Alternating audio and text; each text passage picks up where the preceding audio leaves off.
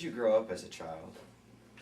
I was born and grew up in Cleona, Pennsylvania, Cleona, a small town between Lebanon and Annville. And thanks to my dad, in 1929, Cleona became a borough. And my dad was the first mayor of Cleona for the first 25 years. And they had names for the east and west side of Cleona before it was incorporated into a borough, just sort of nicknames. And they called the east side Sunnyside and the west side Fairland. And the signboard, that blue sign with the yellow letters, said Cleona, derived from Greek word meaning glory. My dad said, think of it, Fairland on one side, Sunnyside on the other, and we live in glory. What more can you ask for? Can you tell me about the house you grew up in? Yeah, the house, great big double house, which was right aside of the pretzel bakery, which my father had a pretzel bakery for 40 years in Cleona, and the house was very, very big and very adequate and very, very nice place to live. Can you tell me about any of your siblings? I had two sisters, both older than I. My sister Josie was 6 years older than I, and my sister Grace a year and a half older than I was. And Josie died at an early age, 44, of cancer. And for my sister Grace, still lives in Florida. Josie was a home economics teacher at Fredericksburg High School in Lebanon County. And Grace took medical secretarial courses, and she worked in that area for a number of years. Can you tell me about any of your grandparents? My grandpa, early, we didn't see very. My grandmother early died when my dad was 4 years old. So of course we never saw her. And Grandpa, we didn't see much of Grandpa early. He came occasionally and stayed at our house, but not often, not very often. And Grandpa Dunmoyer, my mother, and Grandma Dunmoyer, they lived right in Cleona, where we did. So we saw a lot of them, and they both lived quite a length of life. Grandma into her 80s, and Grandpa on his 92nd birthday. My grandpa was hit by a driver out of control on the highway there in Cleona. He was killed on his 92nd birthday. I was still in the Navy, so I wasn't home for his funeral or anything. Yes. What was your first job and how much did you make? After the war, Irvin Kreider was a contractor building houses there in Cleona, and of course I knew Mr. Kreider very well, and that was my real first official job with him. And see, I got, I guess, around 75 cents an hour in those days. Yeah. Did you play any sports on a team? Yes, Levin Valley College, I played football, but Andy Kerr was the head coach, and he had been at Colgate University for 27 years as football coach. And the president of Levin Valley College, Dr. Clyde Lynch, knew Andy Kerr personally.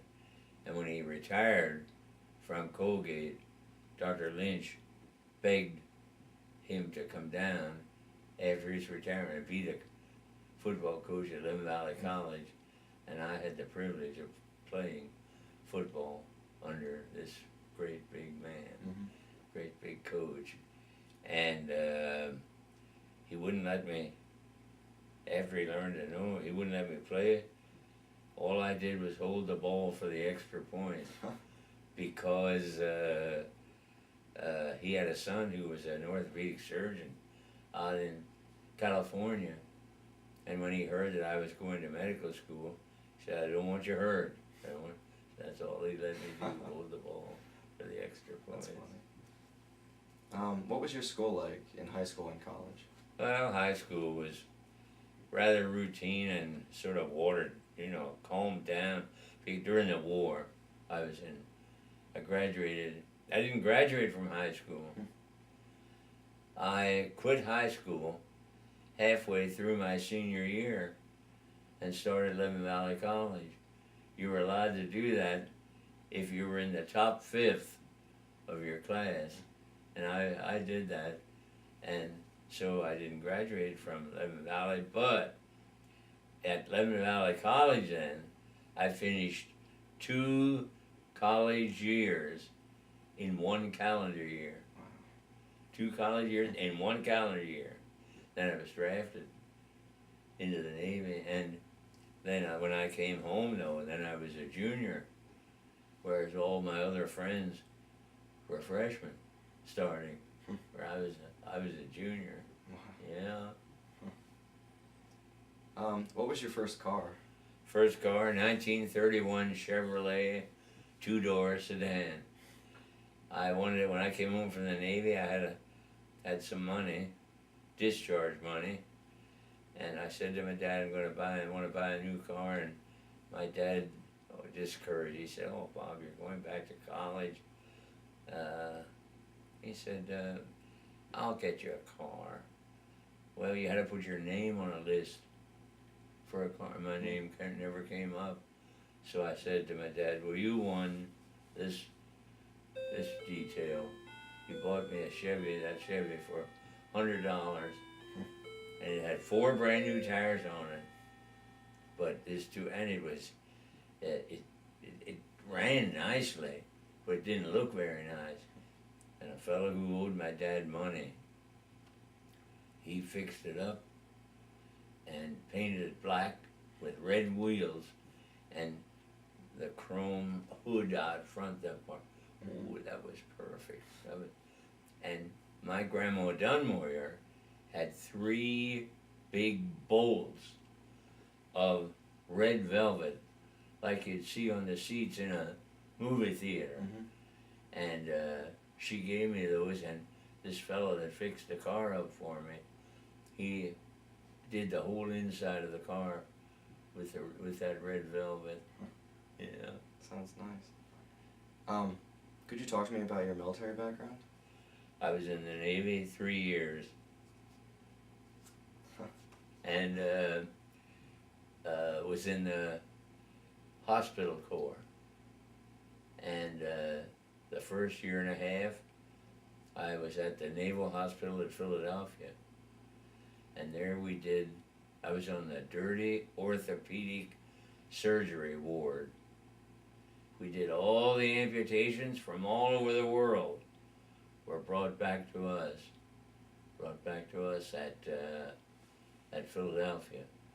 And all they did when they were in the active service, amputate, cut off the leg, stop the bleeding, put a cast on it, and they put maggots in that wound, and they prevented infection from happening. And then we, at the Naval Hospital, we redid the amputation, cleaned it up nicely, and made a nice stump, as they called them, for them, and fitted them with artificial limbs. And then I did all the cast work at the Philadelphia Naval Hospital for a year and a half. For that year, I did all the cast work. And then I was supposed to go overseas, and the Naval Hospital was right near the Navy Yard. And 5 times at the Navy Yard getting ready to get on a ship. And the clothing we had to wear to go down there was a navy blue sweater that I reacted to. I got big hives, and they pushed me out of line and said, "You're not going." 5 times they did that. Then they said, "No, you're not going at all." And I lost friends on the invasion of Iwo Jima and Saipan out through there. I lost lots of friends who were corpsmen. And then I had to, you were only supposed to stay at the Naval Hospital for 5 weeks. I was there a year and a half. Finally, though, I had to go, and I had a choice. Groton, Connecticut was the Navy's center for submarines. Either go there or to psychiatric school at University of Pennsylvania. Well, of course, I chose psychiatric school. I wasn't interested at all in going on a submarine. So I went to psychiatric school and then was transferred the other year and a half down to Fort Worth, Texas. The Navy took over the U.S. Public Health Service Hospital as the Navy's mental health center. And we flew out over the Pacific and brought the Navy's patients who couldn't take the fighting, became mentally ill, brought them back to Fort Worth. If they got well within 90 days, they were discharged. If they didn't get well, we accompanied them, handcuffed to us, to the VA hospital nearest their home. All over the United States, we took these patients. And that's what I did the last year and a half, and then came back to Bainbridge, Maryland, where I had boot camp, and there I was discharged from June the 9th, 1946. Have you owned a business? Well, you have to have a certain part of business is your practice, and I was in practice in Lebanon for 45 years, and all the business details. My wife was a nurse. She took care of all the business details. I never did one single part of that, but she thoroughly took care of all that for 45 years when we were there in Lebanon. And, well, we had naturally an accountant, and my sister Grace was an excellent bookkeeper. That was part of her training in this medical training she had, and she taught my wife how to, your real grandma, she taught her how to do the books. And then of course the accountant took care of getting the money like ready for tax time and all that.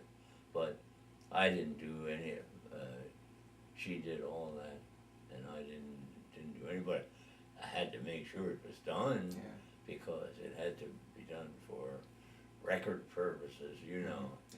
And so she took care of all that.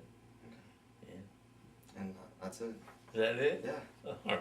Thank you very much. Sure. That was perfect. Sure.